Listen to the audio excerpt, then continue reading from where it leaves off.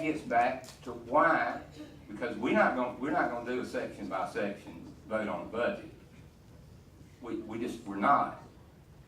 Procedurally, that just doesn't work in the Senate. But let me ask you, why in the House of Representatives, only 124 members, there's not a one of these people out here in the audience that's not a member of the House. I don't see any other House members that could have exercised the ability that you had as a member of the House during the recent budget debate, when the Speaker of the House posed the question as he went through the budget, section 1A2.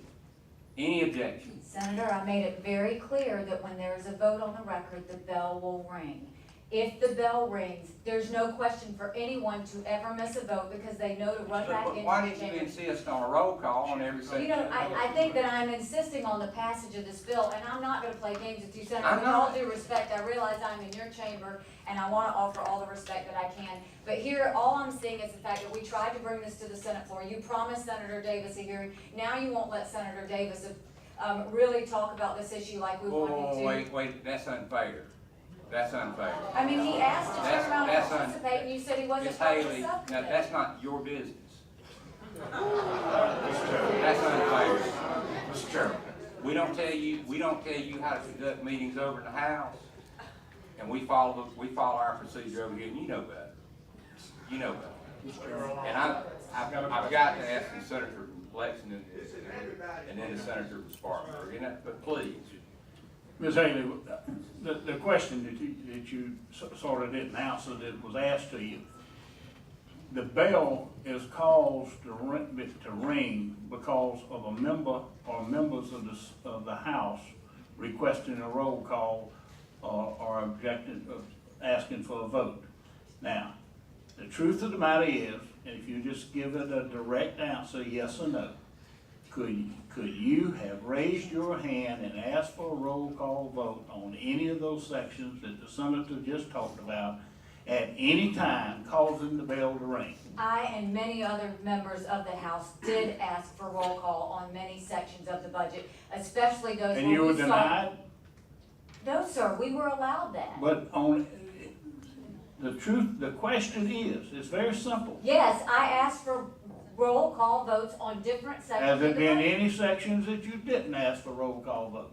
Yes, but others did. And then there's some where sections are not asked, which is the whole point of this bill, so that everybody can see how. Well, why didn't everybody you votes. ask for a roll call You know, vote on Senator, everything like you're asking us to do? Our budget is hundreds of pages long. And I was his too, because it's the same budget. What I'm asking is, very clearly, that every single vote be on the record. You can sit there and attack me and attack the way I'm I am. not attacking you, I'm just asking you a No, question. you're asking about my personal legislative record on the House floor. You can cause the bell to ring And you as can a vote on this legislator. and pass it out to the Senate floor so that every senator can vote on it. We both have options, Senator Knotts. All I'm asking is, that you deserve to give all the senators. I would just the right like you to vote. walk the walk that you talk.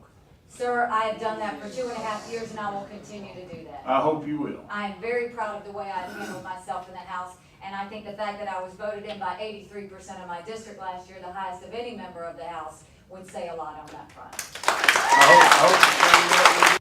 And I talked to Ms. Representative Haley on the phone before I ever met her in person.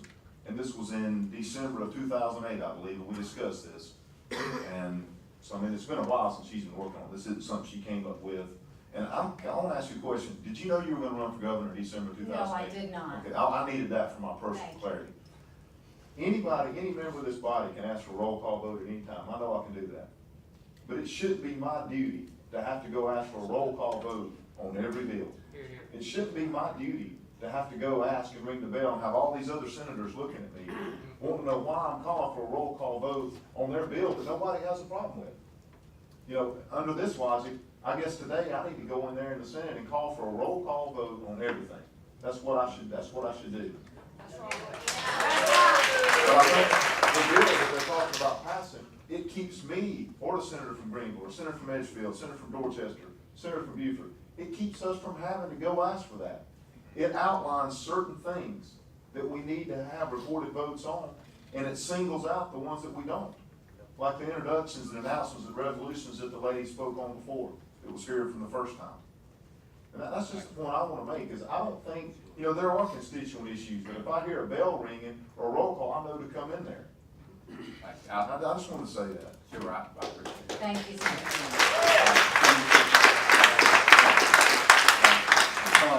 In response to that, I don't believe you've ever been denied a roll call vote, which you had requested. I know that's not your point, but the truth of the matter is, it's very easy to get a roll call vote. Even people that don't like what I'm doing, they give me a roll call. We'll give you, I raise my hand all the time for you to have a roll call vote.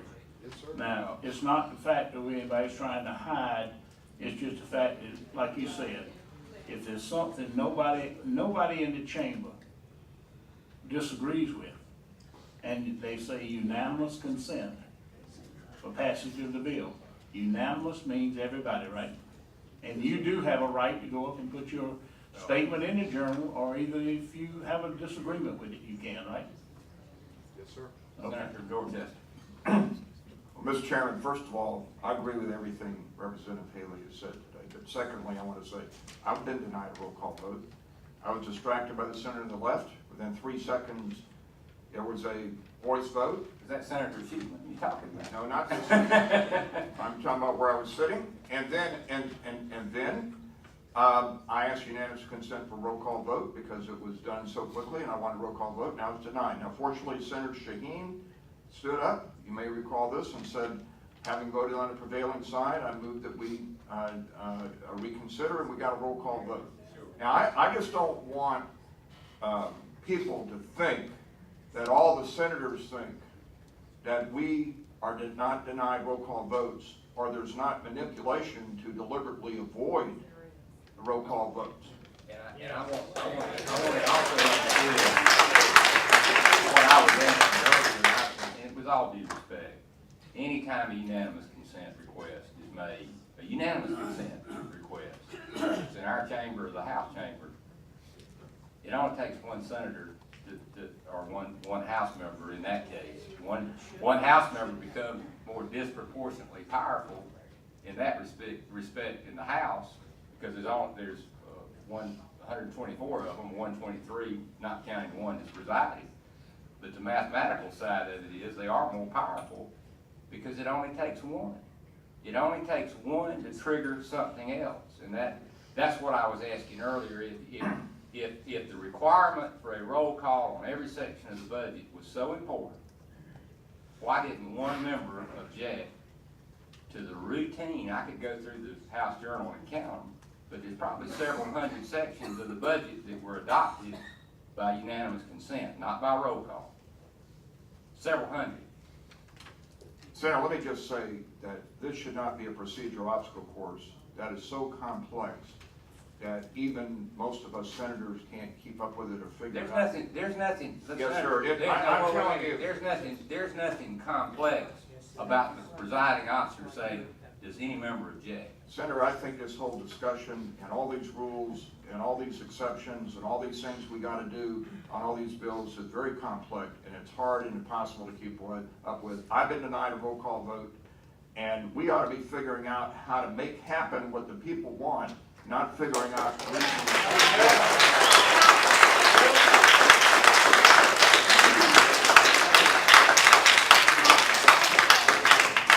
Give our best, President, to your colleague. I will, and I do personally want to thank you for having this hearing today. I realize that y'all are in the busy part of the session.